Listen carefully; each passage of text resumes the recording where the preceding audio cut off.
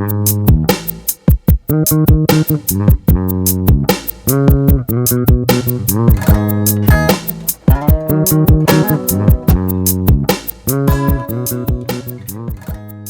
I'm here with Kyle from Slightly Stupid, which doesn't mean he's stupid, but apparently he says it's okay if I call him that. Just a little bit. Depends on what day of the week it is. You are here in Seattle. I'm gonna just try to imagine. This is your favorite city in the entire world. It's a beautiful place. Tell me what you love about Seattle. When we're here, it's like you don't have enough time to soak it all in. You know, we're musicians, so we play and then we're off to the next place. So obviously a lot of places you want to have more time just to kick it and soak it up, and this is one of those places because it's beautiful out here and we just enjoy it. The weather today is really cool, so it ain't really hot because I'm a white boy and white boy don't tan. White boy burn, so we appreciate the overcast a little bit. It's nice. You've been to a lot of different locations touring. Do you have a favorite? People ask us that question a lot, and this will be one of our favorite places. Do we get that recorded on For the Record? For the Record, Seattle? Yeah. Every time we come up to Washington, the energy is it's like through the roof, and that's kind of what a band thrives on when they play live. You know, you feed off the energy in the crowd and vice versa. So this is definitely one of those places that just brings the energy. Plus, it's a beautiful place, whether you're in town, like if you're in Seattle, there's so many cool places, like all the seafood and just good spots. And then when you're out here in like Redmond, it's just nature. So it's goulet, it's nice, you know? You started your career just last year back in high school, right? Yep. Yep. Tell me about that. You and Miles started this together? Yeah, Miles and our moms were neighbors when we were like 1 and 2, and they became friends, and then we started hanging out and just riding bikes and playing video games, you know. So we're kind of like brothers from other mothers. We see each other a lot. Like sometimes we see each other more than we see our own families because we're always on the road. So we're just brothers from other mothers, you know. Whether we're playing music or whatever we're doing, we're always, you know, pretty close, tight family style. That's just the way like a lot of the whole band is. It's kind of just one big family. So I was going to say, because they say that family is not always necessarily blood. Would you agree? You're in a band. You guys are probably obviously all the same really goes close. for the bands. When you're traveling around with the different bands that you're on the road with, you need to have that family vibe because without that, it just don't work. You know, it's like it just doesn't. You can't be on the road with someone that, you know, you're not family with. Every night, all the guys in all the bands, like last night, we were all up on our bus, just shooting the shit and hanging out, broing out, and it got smoky up there pretty quick. It was fun. Okay, so you are a cannabis supporter. What has it changed anything at all with your band, with it becoming legalized? Has it influenced you guys, or tell us about that? We don't think of it like that. We don't think of it like, oh, now that it's legal, we can do this or that. We've always just kind of done whatever we've done, and we don't think there's nothing wrong with it because there isn't. So for us, it's just kind of like if you go to a state where it's a zero tolerance state, you know, you have a little bit of, you know, just 1% tolerance, 2% you tolerance. just have a little bit of common sense, just to like, because I've gotten busted in some places where I had a little bud in my pocket and they took me to jail. I'm like, are you kidding me? So there's certain places where they're stuck in the 80s where you want to watch your ass if you have anything because they don't give a shit. But to us, we just roll we don't really think of it like as anything. We just do whatever we do, and whether it's legal or not. And so the places that it is legal and decriminalized, God bless it, and then just hopefully all the rest of the places follow because it's not only a medicine and a herb, you know, it's a lot of things. It brings people together. When you want to be creative, it helps you create. When you want to relax, it helps you relax. It helps you do a lot of stuff. So, you know, it's just good to how far it's came along in the last few years. It's pretty cool to see that. So supporters. Yeah, well, I mean, yeah, I guess you would say we support it, but again, we don't really think about it like I support it or I don't. It's just Pro, negative, cons. it's like we just have fun. That's good. I think having fun in life is very important, so I like that you guys have that attitude. Yep. How would you describe your music to someone who's never heard it before? Because I feel like it's so organic. It's exactly. We just kind of have fun, and we don't have. It's like Bob Marley said: there ain't no rules, there ain't no vows. You can do it anyhow. Music is music. There's no rules. You know, there's so many different ways you can make music, play music, put your music out nowadays online, or put records out. There's just so many possibilities to where, you know, we just have fun, and all the rest of the stuff follows, like you're saying. Just have fun. Don't really think about it. And that's where all the best stuff comes from, because sometimes when you try, it don't really work. True. Yeah. Who writes all your music? We all write music. Like everyone in our band writes music.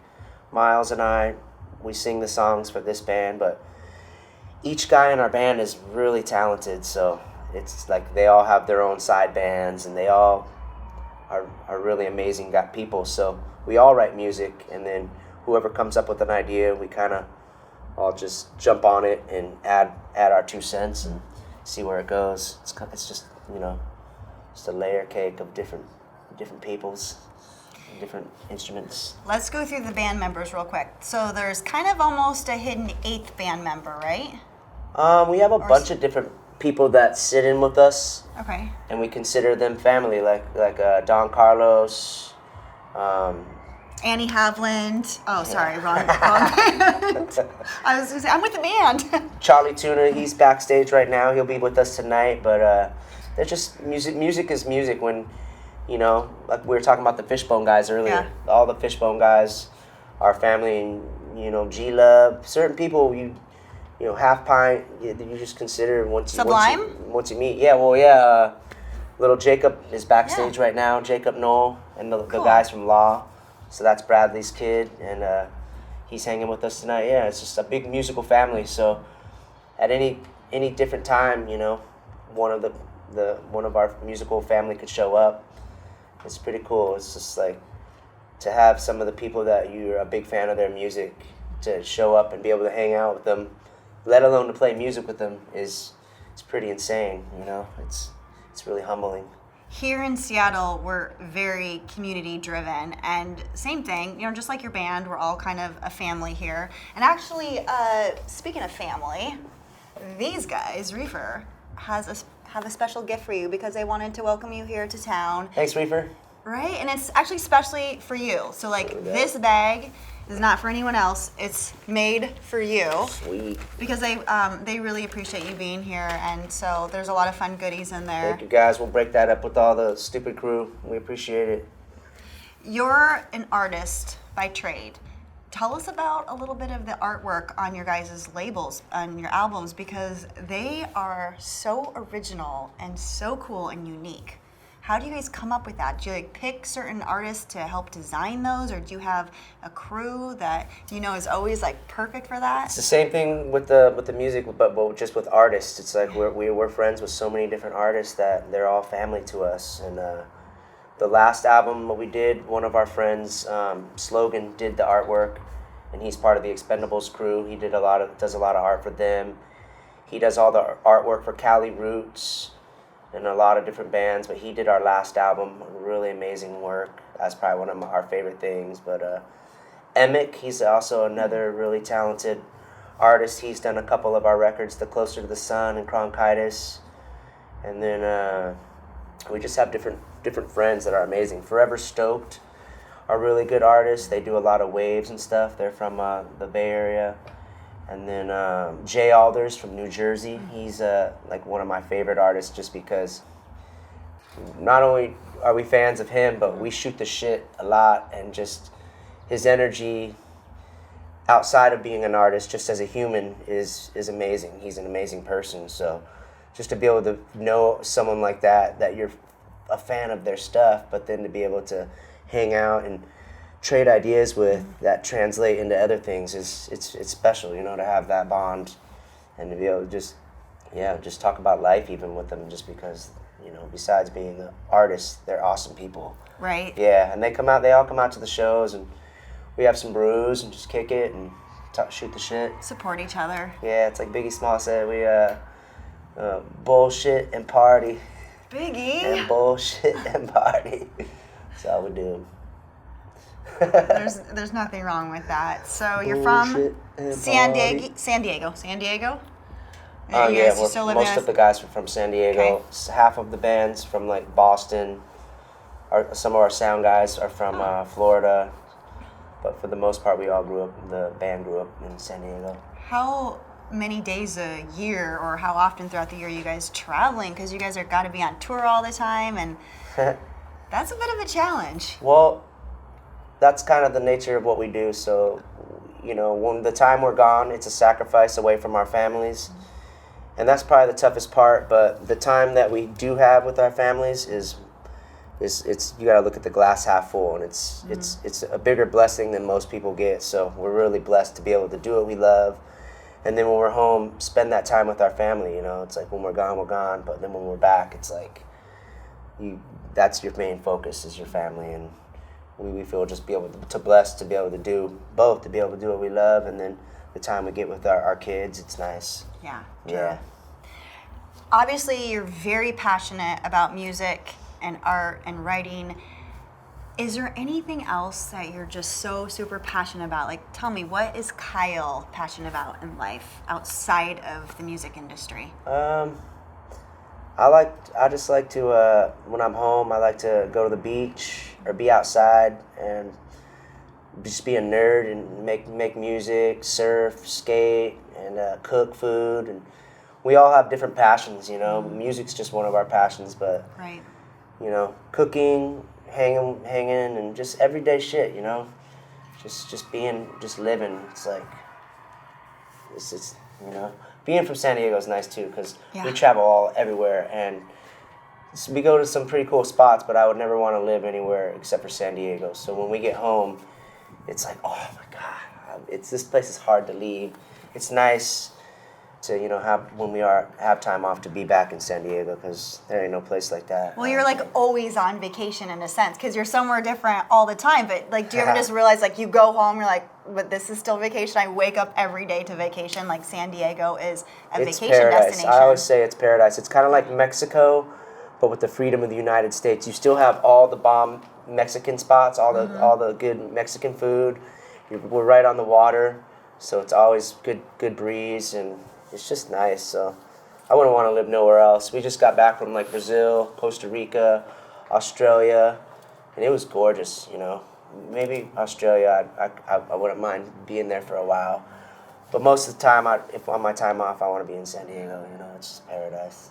Well, hopefully we can get you back home soon. But I just want to say on behalf of like everyone here in Seattle, it means so much that you would be here and come to our hometown and be a part of our family. Like, it's awesome having you here. This is like a second home to us, so you don't have to thank us. This is like, we've been coming here when Miles and I got out of high school. We hit the road in a van. We just started mashing, and we've been doing the same shit ever since. So we've been coming here for a while, and like we were talking about, the energy here is it's a beautiful thing. When you get here, you feel that, and that's why we do what we do. It's just because shit's insane. Well, you always have a friend here in this area. There's so many of us here that support you when you're here. So that energy, you're right on with that, because we got a lot of good homies that have been coming from the shows from like day one, and you see them every year, and they're all just chilling out back. Some bring the smoker, and they're smoking stuff, and everyone's bringing. That's what I love about up here, is that there's some really good herbs, and it just rains weed. But from the moment we get here, it's just coming at all angles. I'm like, my nose starts tingling because so much weed. The pollen goes up my nose. I'm just like, oh, I love this weed, but dude, I can't stop sneezing because there's so much weed. Last tour, I think we pulled out a drawer, and it was just full of. We call them the fun drawer. Just that shit was just all different drawers of fun stuff. Now, since it's 2017, they got like edibles, dabs, Parmesan cheese, sap, wax, like you name it, CBD oils and all this shit. So it's like our bus gets stocked full of goodies. Or music albums that are hash. Like what? That is mind blowing. That is so cool. Do you guys have any form of smoked? Right? Do you guys have any form of rituals before you guys go on stage? We do a shot, and it's like a 1 shot, 1 beer, 1 bourbon, 1 beer. Yeah. We do a shot, a stiff drink, and then we go up and do our thing, and then Do it. I'll have a beer. But yeah, we just kind of kill the nerves and all just throw up a shot, and then that's our ritual. I feel like your natural high would just be like looking out on the crowd and seeing the smile and the energy like you're talking about. So That too. Yeah. All the shows on this tour have been bonkers. So we want to say thanks to all the fans, because this shit is insane. You cannot dream it. You gotta go. You gotta show up and live it, and it's been pretty insane. Just all the energy at every show, and we're on like this is the halfway point of this tour. This is 6 weeks out of 12 weeks, so it's been pretty good so far. That's cool. Well, we appreciate it. Thank you. Thank it was you. so awesome meeting you. Yeah. You have a new some fan. Peppers. Yeah. Anthony, we love you. Anthony Kiedis, you're my left titty, brother. All you guys. Yeah. He's gonna be watching this. I'm just letting we're you gonna know. rock I'm some signing Soul to this. Squeeze for you guys. So special thanks to you guys, to Dope Magazine, Reefer, we love you guys, Reform.Rock. Thanks for having us here, and the show must go on. Yeah. Thank you guys.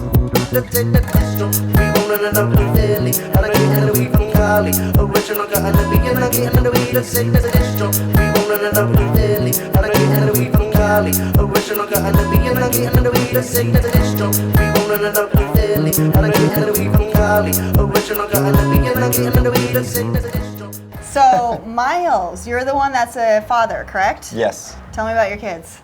I got 3 daughters, 8, 5.5, and 9 months. Wait, God blessed you with 3 girls? Of course, only the best. Okay, so 8, 5.5 and 9 months. 9, oh wow, so you got a newborn. Yeah, we started over for fun, bring it back to the, beginning stages again. Keeps you young. What's that like for you to have to go back again in time and sense like it? Honestly, it's awesome. Kids are amazing. Do you have kids? I do. I mean, if anyone who's had kids, they're incredible. I mean, some days you're like, oh my God, but then most of the days you're just like, everything's great. When your kids smile and you walk in the door and they, give you hugs and kisses, there's not really anything like it. There's also something really special with a daughter and a father relationship, so. Yeah, they're daddy's girls for sure. Like when I come home, they're glued to me. They're like, where are we going? What are we doing? Where are you going? If I get up off the couch, like, Dad, what are you doing? And they start like following me around the house. And it's pretty funny. But I wouldn't trade it in for nothing. Right, and you're on tour a lot, so that's got to be hard. So explain how like the balance with family, tour life, band life, all that fits in. We're blessed right now to be able to kind of dictate our own schedule a little bit. So we kind of set it up where we play 4 on, and then we have 3 days off. So we'll have Monday, Tuesday, Wednesday off. So pretty much every Monday I just fly home and see the kids. And that's perfect. And you get basically like almost 2 days with them, and you go back to your madness.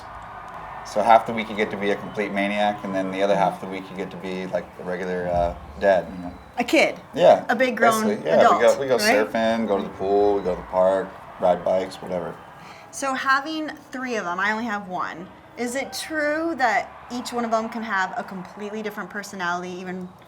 Oh same yeah, household, they're completely different, all 3 girls. But I mean, it's just kind of intense. There's a lot of 3 daughters, wife, girl, dog, 2 hens. I mean, I need to get like some sort of boy animal or something to hang out with. It's kind of overloaded. We need to get him a big dog. Yeah. No, but it's great, honestly. Like their personalities are completely different. And what's funny is the one that looks like me is like her mother, and the one that looks like her mother is like me. So it's really it's awesome. You never know what you're gonna get with the kids. So it's cool. You and Kyle started off in high school, so just like a year or 2 ago, right? Yeah. Just a few. I wish it was only a few years ago, but yeah. What inspired you to get into music? Well, first of all, we've known each other since we were 1 and 2 years old.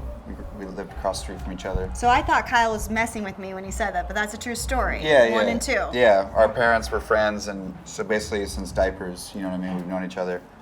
And I mean, it's just kind of been a blessing. We've been able to be in this band forever. We've been in this band for more than half our life, which is crazy. You know what I mean? Not many people can say that stuff, and just the fact that like, you're doing it with basically it's like your family, brothers from other mothers. So it's like you get to do all this stuff together, see the world, play music for like awesome fans everywhere, and we all have kids now too, so it's like everyone's, you know, kids playing together. So it's just, everything's kind of a treat right now. You know, you don't really take it for granted just because it's so special, you know. I mean, we have an awesome thing with the fans and the touring life, and then when you come home, you have a beautiful thing with like your family. So We talked about you guys going on tour and different locations. Like, do you have a favorite location? I mean, besides Seattle, of course, obviously. But do you have a favorite location? Like, every time you go, it's just like there's just amazing energy there. You're so excited to be back. Honestly, like in the summertime, it's hard to not say all those places aren't great, because the vibes, everyone, you know, they really elevate to this different level when it's summertime. Because a lot of these areas, the weather is crap for 8 months out of the year. So when they get that 4-month stretch of summer, they really go nuts. And the shows are, you know, you can feel the energy at the shows. And sometimes I feel like some people on the West Coast, like in Cali and stuff, they're a little spoiled with good weather year round. Like, I dress like this all year. Like, it doesn't really matter. Christmas time, it's 70 degrees at the beach. And so you don't, you know, if we get a splash of rain, like sometimes like a show will just be empty in California, you know, just because like, oh my God, I'm getting wet. There's a drop. Flash floods. I think I saw a drop. But it's just different. It's a kind of a, It is. you know, there's different parts of the country that have their own bits of awesomeness. You know what I mean? Everybody's kind of different. You know, Red Rocks is always a special place to play, but overall, I'm kind of happy playing everywhere. What do you like about Seattle? You guys have been here before. I love the food, just the scenery. I love how lush it is when you leave the city. Yeah. Like everything, you know. For me, I don't know if it rains a lot up here too, so I don't know if I can do that full time, but it's definitely like a great place to visit. And for us, like, you know, the people are cool.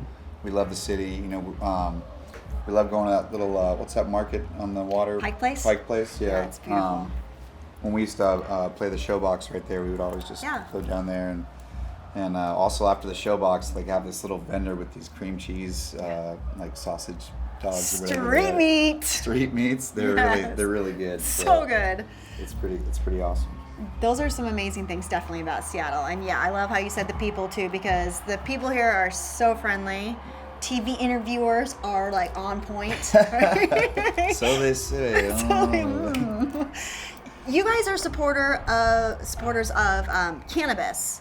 So is there any type of like things that you've noticed that have been different since it's legalized? Anything that's helped with your guys' music or any changes there?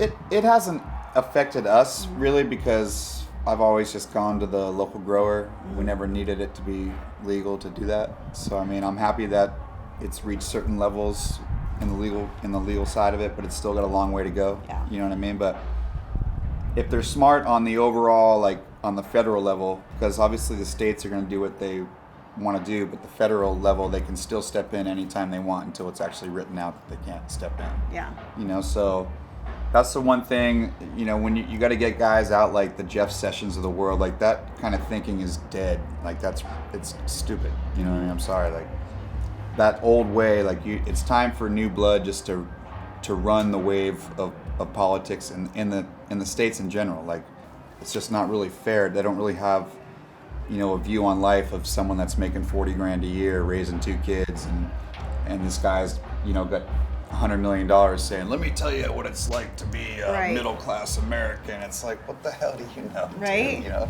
Yeah. So I think once you get like that completely taken care of, it will only be better for the states in general. Like back in the day, like Ben Franklin used to say how hemp would be the most profitable thing for the U.S. because of what you can make with it in so many different levels. So I mean, I'm hoping that, you know, we've taken so many big steps. I think it's only going to keep snowballing. I mean, they're going to try to put up fences, but, you know, all you can do is just, you know, keep riding the wave and hope for the best. I think your predictions are right on. Yeah. We'll see. Yeah. Rumor has it that you guys have a lot of involvement and you support charitable causes. Is there any that you can tell us about, or ones that are just like really near and dear to your heart? Well, we do a lot of stuff for like the childhood cancer kids and stuff, just because it's, you know, unfortunately, you know, so many young kids, their lives are taken away before they even have a chance to put their imprint on life. You know what I mean? So as parents, it's just something that's been, you know, close to our hearts, and we've had friends that have lost kids, and you know, it's something that we always try to support. And it's kind of funny, like you'll do a post on the Facebook or like Instagram, whatever you want to call this, you know, and you'll do some silly post and you'll get like 20,000 views, and you'll be like, hey, I need to help these kids with cancer, and you'll get like 300 views, like, oh, like all of a sudden it's like crickets and shit, you know. So. Why is that? Shouldn't it be the opposite? That has always blown my mind. Yeah, it's a funny thing, but you know, for us, is anytime we can help out, like we try to do a couple of those charity events a year, and we do like the golf tournaments and stuff with those. Our friends with Saquon in San Diego help a lot with that too. So I think that's amazing that you guys do that, and thank you for posting those that might not be as popular, but in reality, those are the ones that mean the most. Of course. I mean, it's important because it's somebody's child, you know what I mean, and the child itself, like they want to live a long life, you know, they don't. And what's crazy is they're actually, when you see them, like they have so much strength from fighting so hard. Like they're way stronger than you are, even mentally. Because as an adult, sometimes you're not as strong as you think you are when you see something like that. And what the families have to go through, it's like we just, you know, we salute them and just try to bring awareness to it. How would you describe your music to someone who has never heard it before? Because it's very organic, it's very different, it's very unique. So what kind of categories would you really kind of fit it into? I think it's kind of hard to categorize the band just because we play everything. I always kind of like to say it's a melting pot of madness because it's a little bit of so many different styles of music within reggae, blues, hip hop, acoustic music, punk, metal, ska, funk, like it doesn't really matter. And that's what keeps it fun for us. I mean, I think if you're going to go to a Slightly Stupid show, I don't care what style of music you like, there's going to be something in there where you're like, oh, cool, like that's my style right there, or like that's my style. And just the vibe, like we, you know, you can see that we're having a good time, and we're not, I mean, this is what you see is what you get. Like, we don't like, you know, we're just beach kids that are blessed to play music and travel with your friends and do what we do. I mean, we've been doing it for 20 years, and it's crazy, you know? You just kind of pinch yourself. Right? Might as well. Or others can pinch you. We are really excited to have you guys back here in Seattle, and it means a lot to us. And so thank you for all the voices that couldn't be here to thank you in person. I get the privilege to thank you. We love coming here. We appreciate it. And also, thanks for all this. I've got something that is specially made just for you. Ooh. No one has the same ingredients in this bag that you get. This is from Reform.Rocks and Reefer, so they made this for you. So I'd like to give this to you, and thank you from the rest of our city for being here and supporting Seattle. Oh yeah, thanks so much. I hope you guys come back and. This is staple. This is summertime. Like, there's no better place to be, especially this time of year. One thing I want to tell you about recently listening to your guys' music that I wanted to share with you is that when I listened to it, it made me feel happy. That was what I got out of it. Like I would listen to it, and it's like hard not to just like want to like move your body a little bit, smile, and feel like a positive energy. So there's something about your music that brings off that vibe. So that's really cool. So I'm really excited to see you guys live tonight. Oh yeah, so, thanks. That's awesome. I appreciate that.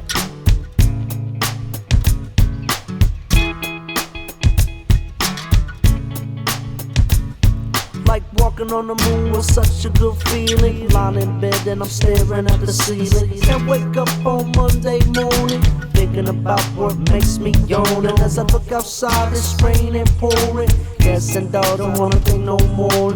When I gotta get up and get out my bed, rather sleeping late and smoking below the steps. Because the harder you try, less you succeed. Don't try it on and get everything you need. Cause the harder you fall, more it's gon' bleed. Watch where you steppin', cause you best not step on me. And the harder you try, less you succeed. Don't try it on and get everything you need. Cause the harder you fall, more it's gon' bleed. Watch where you steppin', cause you best not step on me. Cause if you're ugly on the outside, it don't matter if you're beauty on the inside. It overpowers if the beauty on the outside. It won't matter if you're ugly on the inside, baby, don't want it. And if you the type of person getting no recognition, inside your pocket feeling all your money missing, and you wanna shoot your guns but you got no ammunition. Open up your mama bottles on the taking the sun.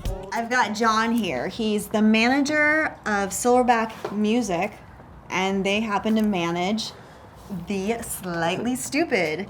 So tell us, how did you originally meet this band, and what made you want to become their manager? Fortunately enough, I was introduced to Miles from Slightly Stupid by my friend Bradley Noel, who was the singer and original, one and only Sublime Bradley Noel.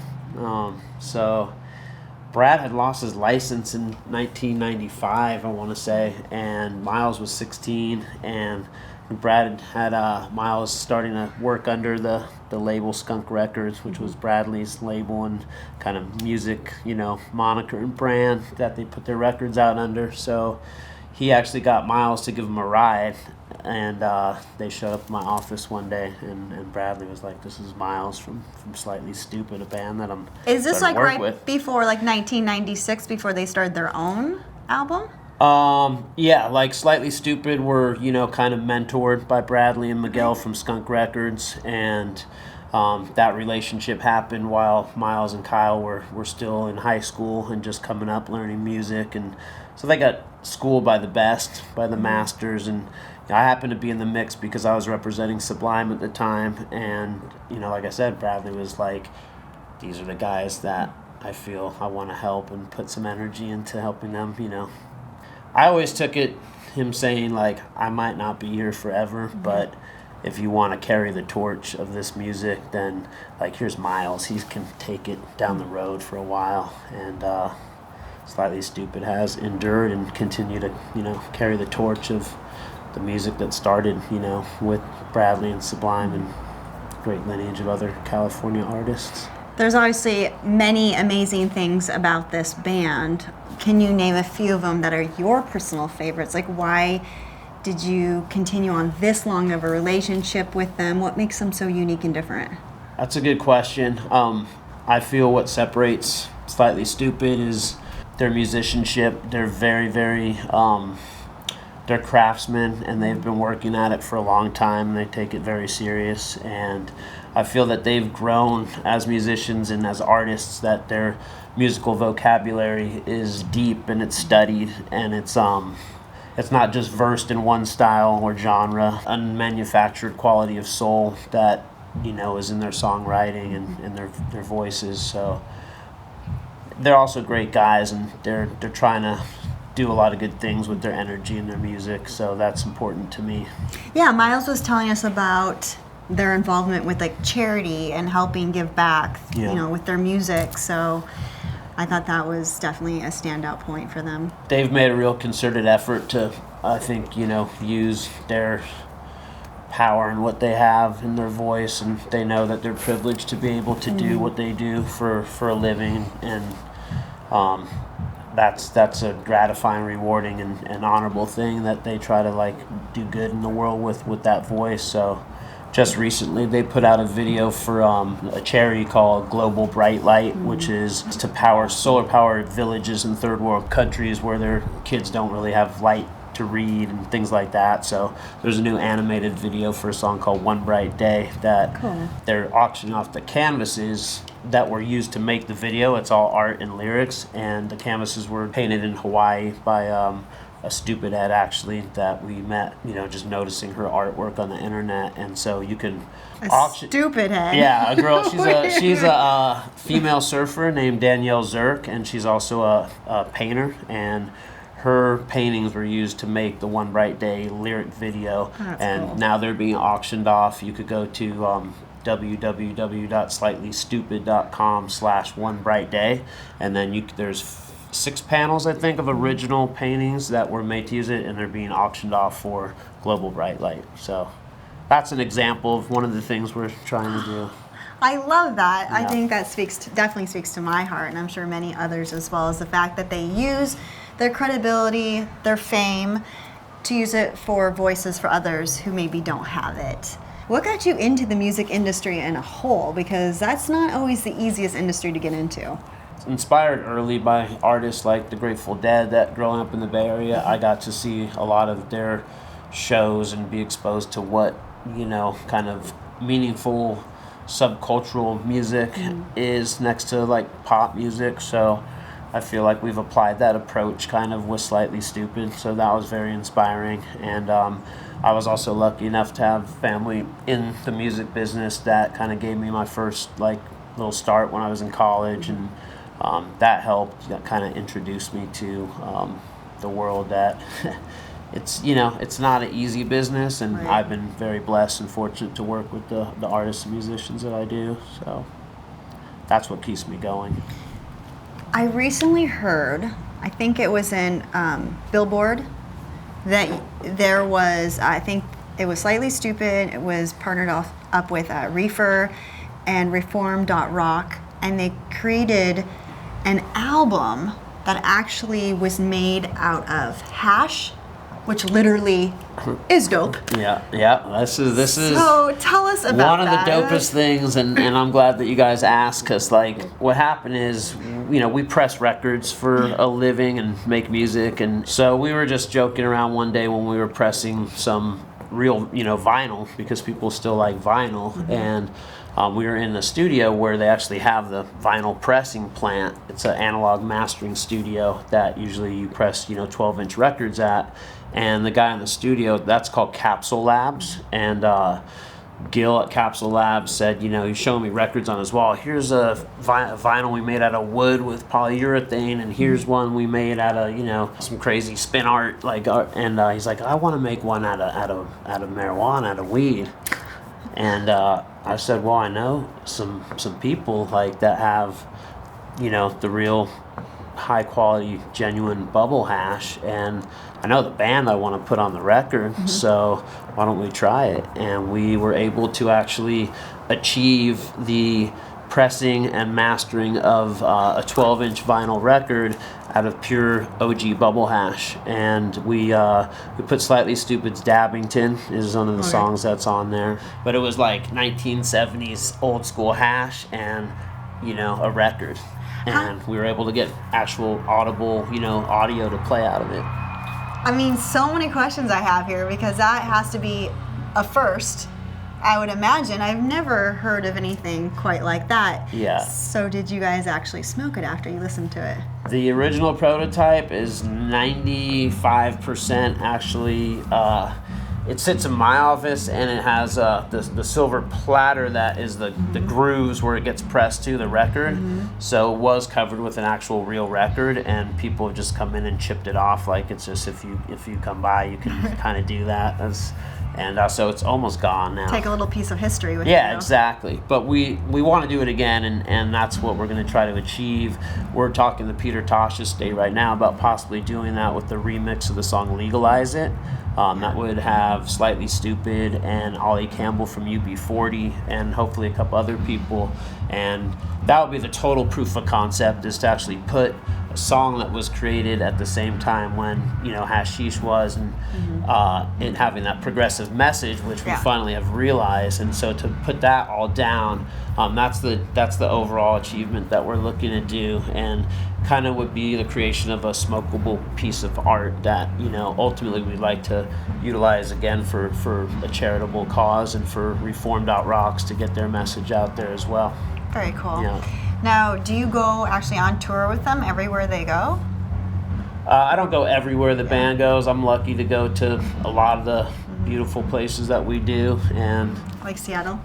this is one of the best for sure. We love it up here, and Marymoor Pavilion Park has been a home for Slightly Stupid for the last 5 years. I think we've been coming consistently, and how can you argue with this? It's the great Pacific Northwest, and it's just a lot of history up here with music and with the cannabis field. So it's home, as the guy said before. It's like a second home for us. We've been coming for a long time, and we love you guys up here. We love you guys too, and it means a lot that you guys keep continuing to come back. You've known this band since they've been young, first starting out. Where do you see their future going?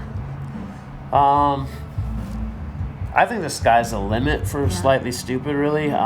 They're still relatively young guys for how much experience and how much longevity they've already achieved. So, and they're just very talented. So it's really, as we are all in this new digital landscape, and it's just a new ball game in terms of how your music actually gets out there. So where I like to see some of it going is just, they're going to continue to write great songs and anthems for generations, and that young people, new people are coming aboard, and their parents are still staying on board. That's the cool thing. I want to do some virtual reality stuff with the band. Cool. So that's kind of, for me, in terms of my voice and what I'm able to do and shed influence on those guys, like from a creative or business sense, is trying to pioneer the technology, and that seems to be kind of an exciting frontier to explore. Is to I get know it out why there, you're their manager now. I see it. Yeah. Well, Thanks. thank you again for having us. Is there anything else that you would like to share? Like what are some different ways that we can support you, your music label, maybe Slightly Stoopid? Like, where can we go and buy their music? Slightly Stoopid's website has everything on there. It's Slightly Stoopid, STOOPID.com. And so for Slightly Stoopid, that would be a great place to start.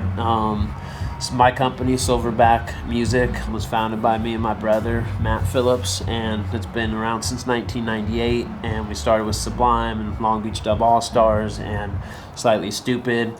We have a really great Pacific Northwest Olympia artist named Ethan Tucker, that if you haven't heard of him, I would definitely check him out. And our Instagram is at Silverback Music, so that's a good place. And you can find the music out there. That's not the hard part anymore. And Let's Google that. yeah, Slightly Stoopid and Silverback Music. Who are you calling a stupid head? I'm with Stupid. I'm with stupid. I'm a stupid head. Take note.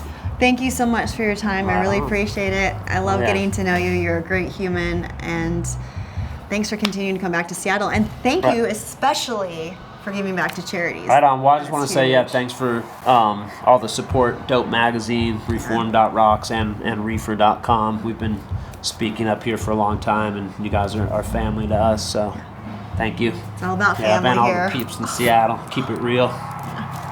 See you guys next time. Thank you.